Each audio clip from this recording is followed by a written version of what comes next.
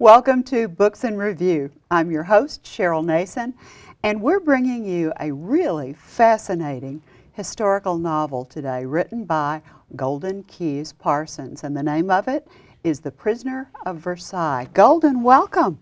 Thank you so much. It's my pleasure to be here. Well, it's my pleasure to talk to you. Now, this is the second in a series Correct. of your Light to Darkness series. Darkness to Light. Darkness to Light. I knew I'd get that backwards. Darkness to Light series. Right. Tell me about the first novel. What was the title of the first novel? The first novel is In the Shadow of the Sun King. The Sun King was Louis XIV of France, and the series takes place in 17th century France and is about the persecution of the Huguenots. And it's based on my family genealogy. Wow, that's fascinating. Of course, one of my questions was, why did you choose Louis XIV and the 17th century? But that's an obvious answer. That's when it happened, yeah. So tell me a little bit about the characters and how you discovered this ancestor of yours. Well, that's an interesting story, Cheryl. I came into possession of a published genealogy of my family. It was published in the early 1900s, 1907, 1905, something like that. It's leather bound. It has the little twine binding, and it traces my family back to 1695. Wow. And so I started reading that, and I was fascinated by the history. I didn't even know we were descended from French Huguenots, but I started reading that history, and I thought, I want to tell that story. How did you come into possession of this? I mean, is this a family piece that's come down through the generations? I mean, did you discover it somewhere? I mean, this is just too good. No, my aunt gave it to me to read, and then she passed away, and I kind of forgot about it, and it was packed away. And so when I came upon it again, kind of stumbled upon it, I thought, well, I guess nobody else wants it, and I do, so that's when I started reading it. And I like to take it with me when I go speak, but it's gotten so fragile that I don't do that anymore. I don't blame you, because that's a true treasure. It is, it really is. Was it published or was it handwritten? It was published. You guys must have been big stuff for this to be published. I guess so. They were very proud of their heritage, and a very established family in Pennsylvania. My mom, I guess, didn't really know the history because she never spoke of it. And she was even pronouncing the family name incorrectly. She was saying Clewell, and it had been changed from Clavel to Cluel, but she was pronouncing it Clewell. So she's deceased now, but I'm sure she did not even know the vast history that was there. And don't you wish you could have this conversation with her? Yes, I do. Were you a writer before you came across this history? Yes. My dad was a newspaper man. His father and all of his brothers, they owned 5 newspapers in and around Oklahoma City. And then we moved to Arlington, and he was one of the managers during the 50s of the Arlington Citizen-Journal. And so I grew up around manuscripts and writing. I entered essay contests growing up. He published one of my articles in the Arlington Citizen-Journal when I was 9 years old. And so I just grew up writing. I was used to manuscripts and writing and reading. So you've got ink in your blood, as it were. I do. Well, how does it feel to come back to the Dallas-Fort Worth, Arlington area? You now live in Waco, and you've lived many other places. Yes.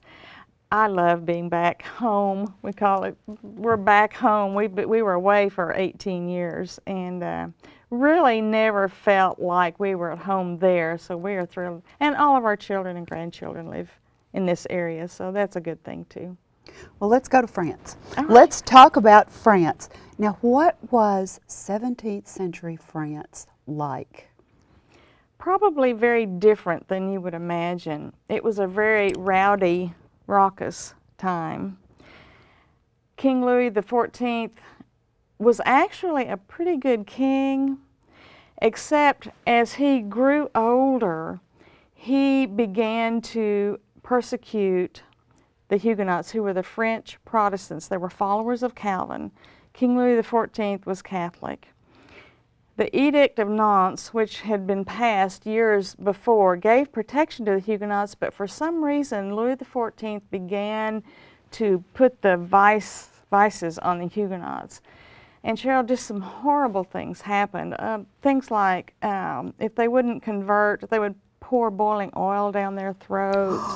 They would kidnap their children, which is in the first book. They would kidnap their children and take them to convents and monasteries.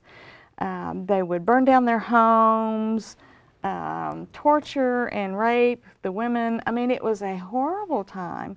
And so my ancestors were in southern France around Grenoble, and they escaped to Switzerland.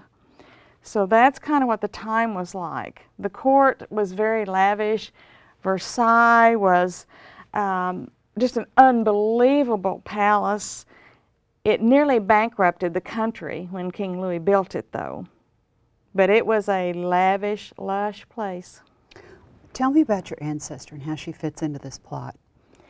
The real ancestor or the, or the fictitious one? Let's talk about the real one, and then let's talk about how you fictionalized her just a little for the book.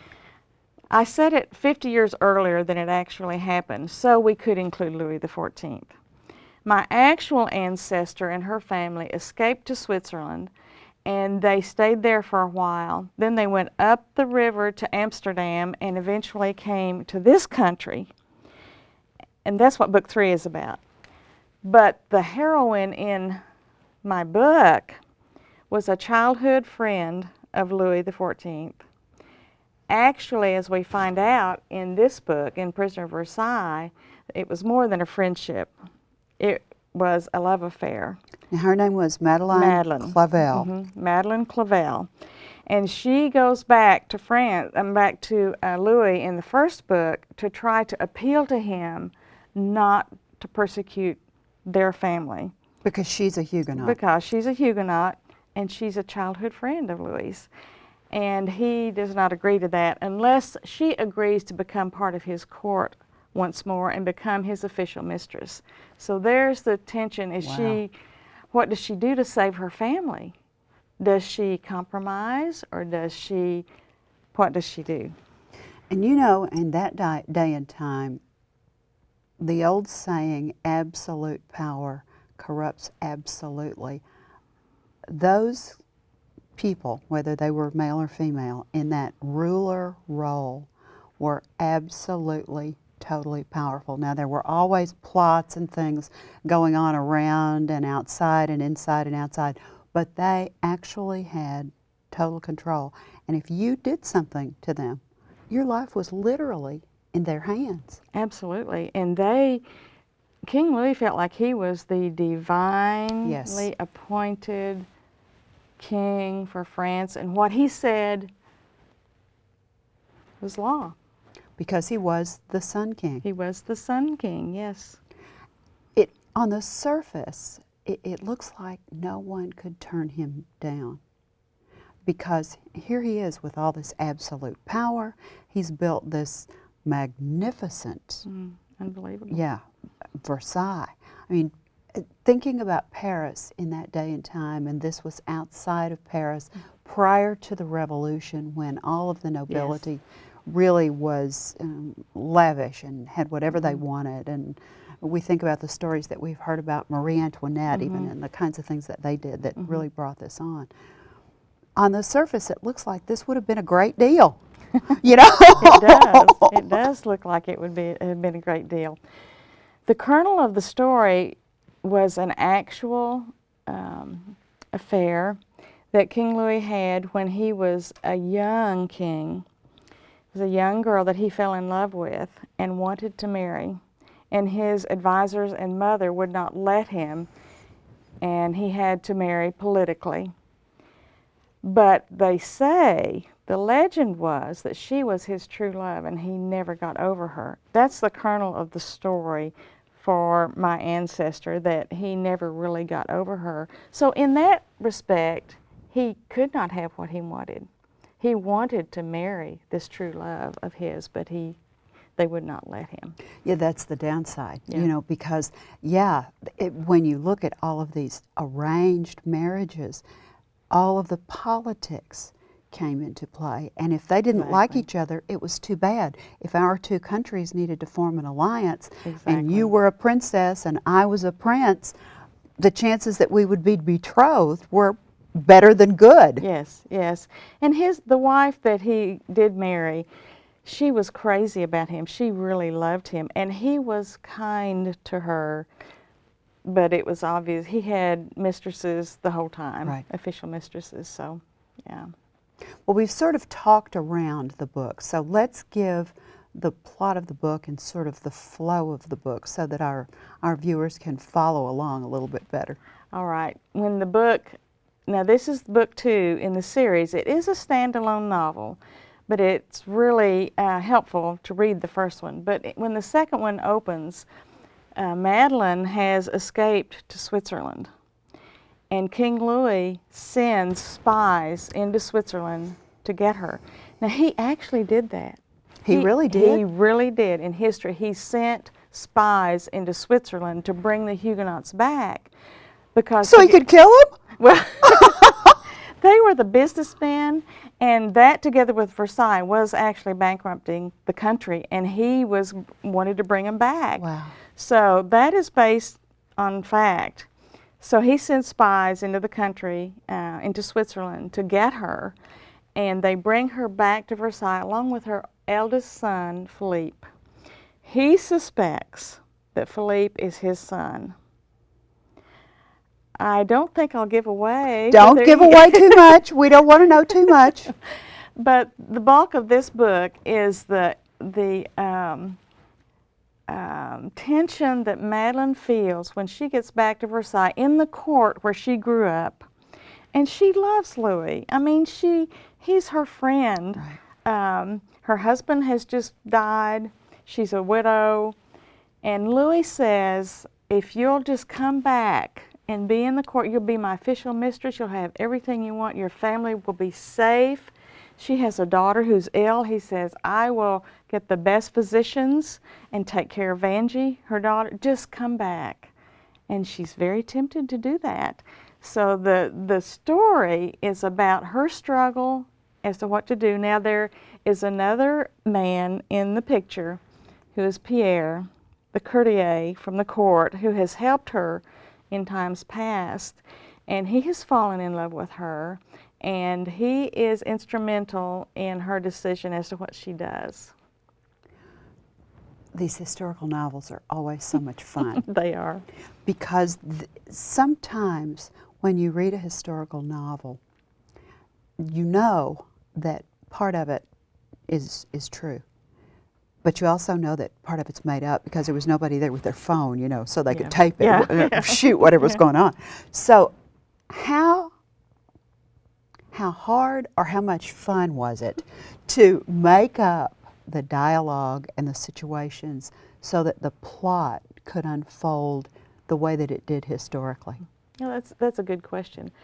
You have to be very careful with your historical facts to make sure that in that particular time period of, you know, say a span of 3 to 5 years, that they were actually eating this kind of food, or they were. One of the things that I spent 3 days researching was, how did they start their fires in 17th century France? Really?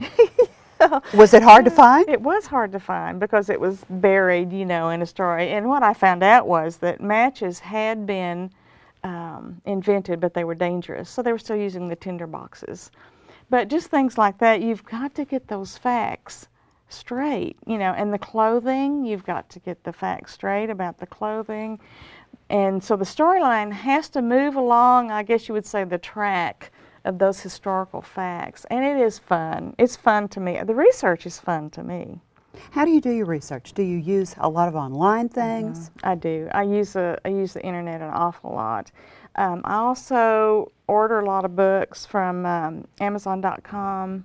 Now, when we were in Red River, New Mexico, I didn't have access to a library, which I do do now. So I will Waco's be, big enough that it has a library.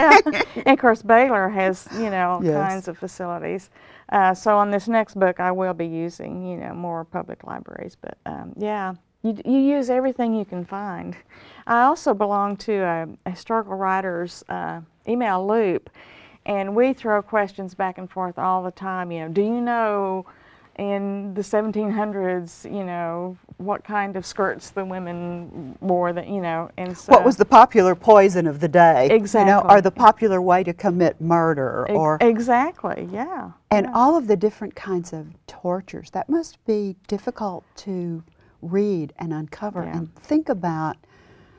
I guess the thing that strikes me so much is that the phrase man's inhumanity to man has been going on and on and on and on, and religious persecution in the name of religion has been going on and on and on and on, and everyone believes that God is on their side. They couldn't possibly be on the side of the person that you perceive as your enemy. Exactly. And that's exactly what was happening then. Louis really felt like France needed to be united as a Catholic country, and he felt like he was doing right.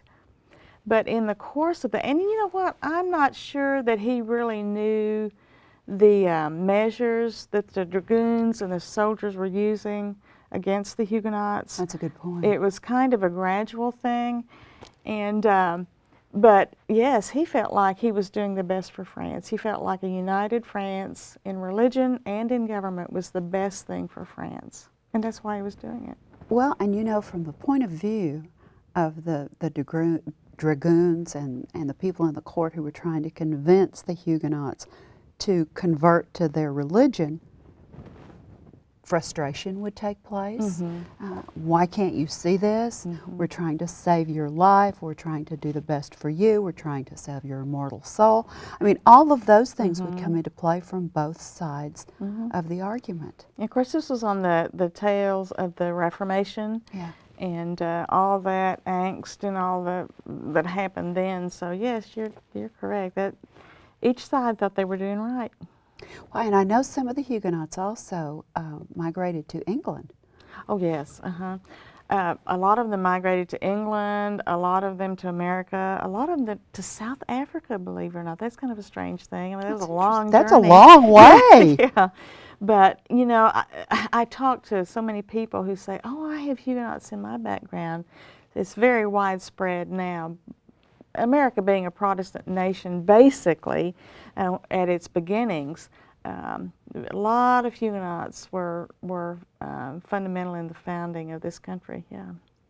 Did you find out anything during your research that just made you go, what? Oh, let me think. I think in the third book I just turned in, and it'll be out in the fall of 2010, some of the things I found out about colonial America have surprised me. Really? That I thought I knew about. The name of it is Where Hearts Are Free. And when my actual ancestor came to America. Now, what was the name of your actual ancestor? The actual name was Louisa Clavel. Okay. But Louisa and Louis, that wouldn't work in the book, No, so I changed her close. name to Madeline. But when she arrived in this country, on the ocean voyage over, her husband was washed overboard and probably had all their money with him. So she arrived in this country a widow with 2 boys. They didn't really have a girl, and nothing. So she had to sell her boys into indentured slavery, which she did, and that's the basis of the story for Where Hearts Are Free. But one of the things I found out was that in colonial America, most of, or let me say, a good percentage of the women, when they married, were already with child, shall we say. Wait a minute, we were Pilgrims and Puritans. Wait a minute. I know, that's what I thought. This is the Puritans. But there were not pastors or preachers or priests in abundance. They would make a verbal agreement, but that was really interesting because there's marriages that take place in the third book, and that shocked me. I guess. Well, it does me too. I mean, I had no absolute idea. I like you, thought I knew, and so we assumed that everything was, but This was a pretty wild place was. itself It back was pretty then. pretty raw place, yeah. But anyway, that happened in the third book. In the first two books, it was just interesting to me to study about the court and how advanced really it was. Social structure. I mean, Yeah. it was a very strong social structure. Very much so. And Louis's intolerance of his wives, of his mistresses, was pretty. That was pretty amazing. If they were pregnant and were having a baby, they had to have that child and get right back up and go with him wherever he wanted to go, or come to the ball, or whatever. He was Easy for him to say. yeah, really, really. But he was pretty intolerant of his mistresses. Now, other than that, he was a very polite king. But he had a dark side. The Man in the Iron Mask Yes. was true, and he had a dark side to him. But he's remembered as a pretty fair king. Is there anything that you want to leave the viewers with from the book? Are these books meant to really inform, entertain? What's your real purpose? Well, of course, I'd like for them to be informative, and I would like for them to be entertaining. But what I would like for people to see is the price that was paid for our religious heritage. I mean, I think very few of us really understand whatever your denomination, but the founding of this country was for religious freedom. And I would like for people to understand the price that was paid for that. One of the things that I always love about historical novels is that I used to teach high school, and I used to teach high school English. And I can remember, you know, when you're teaching kids Shakespeare or, you know, whoever it is, it's flat. I mean, it's flat on the page. It's flat on the paper. People who write textbooks tend to not give breath sounds and heartbeats to characters like Louis XIV or any of the monarchs. They tend to just be fact-based, and there it is, and here's when he lived, and here's when he died, and here's what he did, and blah, blah, blah. I think historic fiction, like you write, tends to give breath sounds and heartbeats to characters that are true people in history. You have to separate the fact from the fiction, but I think it makes it much more interesting. And I always thought that a marriage of the true history of events and English, where you could do a little embellishment about what happened. You don't know what the dialogue was, Right. so how would you write a dialogue between Louis XIV and his mistresses, knowing what you know about him in context? And in this day and time, I've always thought that giving kids the opportunity to fictionalize some of these characters and maybe post some things on YouTube or, you know, do some things like that, or make it a news report or a Saturday Night Live episode. I've always thought that that would get their hands dirty with the knowledge, if you will, and give them an idea or an opportunity for these people to be this kind of real and not just flat on a page. Great idea. That's one reason I love movies, about historical movies. I love those because it puts flesh onto those characters. Any advice for would-be authors in the audience? You know, I get asked that question all the time. Well, people are always looking for the key and the way to get in, if you'll pardon the pun on your name, Golden. And what I tell them is the first thing you need to do is write. You just need to write. Most people feel like they have a book in them. Yes. Or they have an idea for a book, or they really have maybe started a book and they don't know where to go with it. But the first thing to do is to write and to hone your craft. You know, there are just some basics you need to know how to do. You need to have basic grammar skills. And you need to know how to express yourself in the language. And one of the ways you can do that also is read. Read good books. Just read and read and read good books. But sit down and write. What if they've got that 350-page manuscript in the bottom drawer of the night table? Okay, the next thing to do Is rewrite. okay, is rewrite. Yeah, the next thing to do is find a critique group or go to a writer's conference. Good. In a critique group, you can have good critique group, you can have a bad critique group. A bad critique group is a critique group that makes you feel good. They just say, "Oh, this is wonderful," you know. A good critique group will say, "You know, you might want to look at this. This can't happen. This is unrealistic," you know, and they will really go through it and give you constructive criticism. Then a writer's conference. You can network with editors and publishers and agents. You can pitch your book to them. That would be the third thing I'd say to do. And then the last thing to do is be patient. It takes a while. I started trying to get published in 1996, and I started out in nonfiction, but it takes a while. How long did it take you to actually get published? This book, 2 years. The first of the series, it took 2 years. The very first book you ever got published, how long did it take from 96 to when? Well, 96 to 2000, and when did it come out? 2008. Wow. That's sticking with it and yeah. tenacity. And did you work on different ideas? Did you write different books? Finish one, start on the next one? I had a really good critique group, and I was writing nonfiction, and I had a couple of nonfiction books that got into committee and were actually, they were considering publishing them, but no contract. Then I met my agent at a writer's conference, and they signed me. This is an agency out of New York.